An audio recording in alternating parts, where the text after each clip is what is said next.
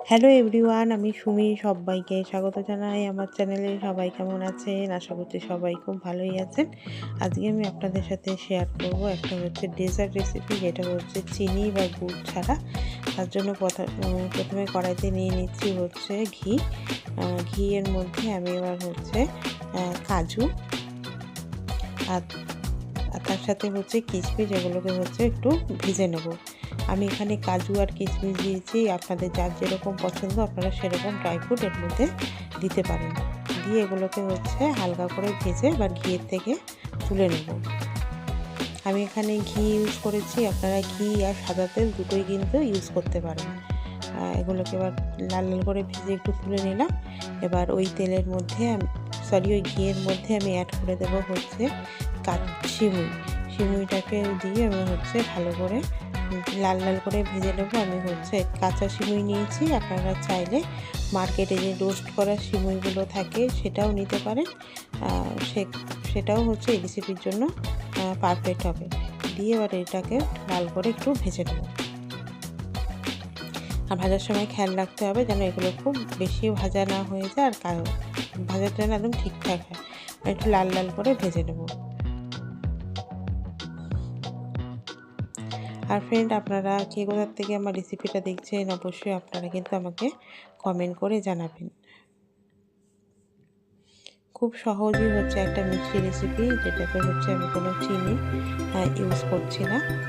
আর ঘরের হচ্ছে একটা হচ্ছে বেঁচে থাকা জিনিস, যেটা হচ্ছে অনেক বাড়িতেই হচ্ছে জিনিসটা থেকে যায়, সেটা কি করবো আমরা বুঝে পাই না। তো তখন হচ্ছে আপনারা এই জিনিসটা দিয়ে হচ্ছে এরকম করে এই রেসিপিটা করে নিতে পারেন। দিয়ে দেখুন, এবার সিমুইটা আমার লাল লাল করে ভাজা হয়ে গেছে। এবার সিমুইটাকে আমি তুলে নিচ্ছি। তুলে নিয়েছি, এবার হালকা হচ্ছে ঘি রয়ে গেছে। ওই ঘিয়ের মধ্যেই আমি হচ্ছে দিয়ে দিচ্ছি হচ্ছে দুধ।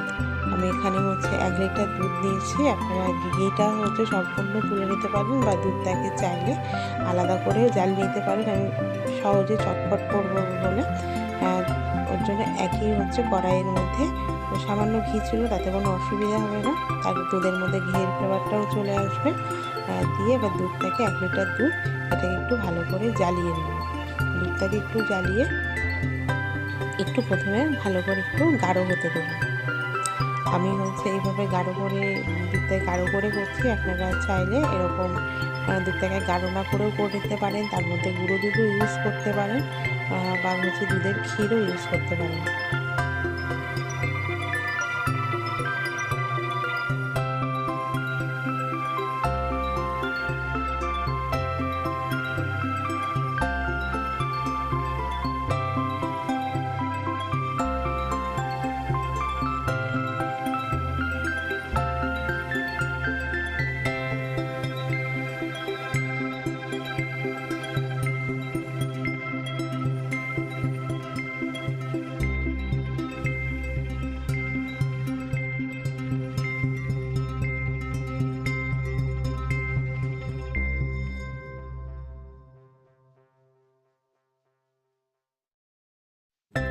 দেখুন, দুধটা আমার গাঢ় হয়ে গেছে।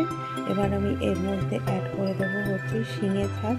শিঙে ছাঁচ হচ্ছে আপনারা অনেকে হয়তো চেনেন, যারা এটা হচ্ছে আমাদের লক্ষ্মী পুজোতে হচ্ছে ইউজ করি, যেটা মানে থেকে যায়, যেটা হচ্ছে শুধু শুধু এমনি কোনোভাবে খেলে খাওয়াই যায়, কিন্তু অতটা মিষ্টি ভালো লাগে না। তাও হচ্ছে আমি বেঁচে থাকা লক্ষ্মী পুজোতে বেঁচে থাকে এই শিঙে ছাঁচের এইটা দিয়ে। এবার হচ্ছে এটাকে দুধের মধ্যে দিয়ে দিচ্ছি। দিয়ে এবার এটাকে ভালো করে দুধের মধ্যে আমি হচ্ছে গলতে দেবো। আমি এটা এইভাবে গোটা ধরে দিয়ে দিচ্ছি, আপনারা চাইলে এটাকে ভেঙেও এভাবে ইউজ করতে পারেন। দেখুন, আমি এরকম গোটা দিয়েছি, এটা দুধের মধ্যে দিয়ে কিছুক্ষণ রেখে দিলেই কিন্তু এটা গলে যাবে।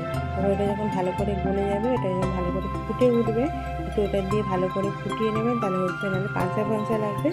দিয়ে এবার এর মধ্যে অ্যাড করে দেবো হচ্ছে ভেজে রাখা সেই সিমুইগুলো। দিয়ে ভেজে রাখা সিমুইটা দিয়ে দিলে আপনারা চাইলে রোস্টেড সিমুই দিতে পারেন। দিয়ে এবার এগুলোকে হচ্ছে ভালো করে ফুটতে দেবো যতক্ষণ না হচ্ছে সিমুইগুলো সেদ্ধ হয়ে আসছে। সিমুইটা সেদ্ধ হয়ে গেছে কী করে হাতের সাহায্যে চেক করে নিতে পারবেন, বা হচ্ছে হয়ে গেলে এগুলো কিন্তু উপরে রেখে দিয়ে এবার এটাকে ভালো করে জ্বালিয়ে দিই। আর তারপরে এর মধ্যে আমি অ্যাড করে দিচ্ছি হচ্ছে ভেজে রাখা ড্রাই ফ্রুটগুলো আপনারা চাইলে। এবার এর মধ্যে হচ্ছে কন্ডিশন বা খোয়া ক্ষীর বা গুঁড়ো দুধ বা ঠিক গাঢ় করে রাখা দুধ সেটাও অ্যাড করতে পারেন। আমি আলাদা করে কিছু অ্যাড করলাম না, এমনি হচ্ছে আমি এরকম করে নিলাম। করে নিলেই আমাদের রেডি হয়ে যাবে চিনি ছাড়া হচ্ছে চিনি বা গুড় ছাড়া একটা হচ্ছে মিষ্টি রেসিপি। কেমন লাগলো আমার এই রেসিপিটা অবশ্যই কমেন্ট করে জানাবেন। এবার উপর থেকে আমি হচ্ছে কিছুটা এলাচ হচ্ছে দিয়ে দিচ্ছি। এলাচগুলো দিয়ে ওটাকে একটুখানি ফুটিয়ে নেবো 1 মিনিট মতন, তাহলেই রেডি হয়ে যাবে আমাদের এই সিমইয়ের পায়েস।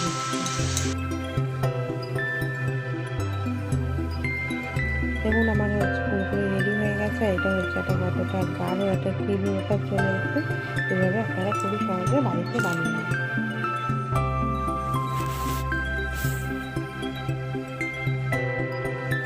চিনির থেকে কিন্তু এইভাবে এইটা দিয়ে করলে এই রেসিপিটার টেস্টটা কিন্তু পায়েসটা আরও হচ্ছে ভালো হয়।